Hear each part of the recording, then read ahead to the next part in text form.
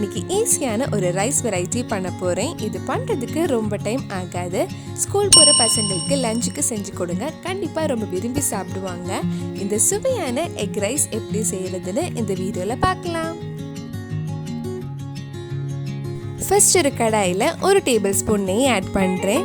நெய் கொஞ்சம் சூடானதும் இதில் சின்னதாக கட் பண்ண ஒரு பெரிய வெங்காயம் சேர்த்து வதக்கலாம்.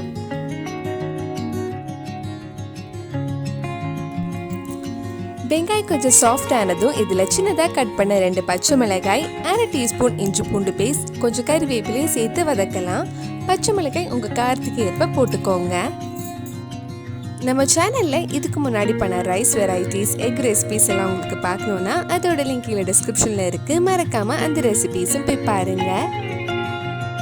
வெங்காயம் நல்லா வதங்கினதும் இதில் 1/4 டீஸ்பூன் மஞ்சள் பொடி, 1/4 டீஸ்பூன் மிளகாய் பொடி, 1/4 டீஸ்பூன் கரம் மசாலா சேர்த்து அந்த மிளகாய் பொடி பச்சை வாசனை போகிற வரைக்கும் கொஞ்சம் நேரம் வதக்கலாம்.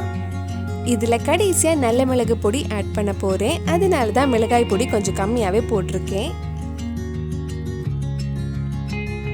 இப்போ இதில் 3 முட்டை ஆட் பண்ணலாம்.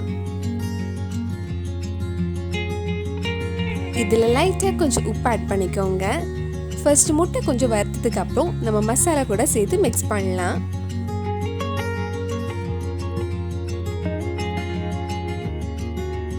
எக் ரைஸ்க்கு தேவையான மசாலா ரெடி ஆயிடுச்சு.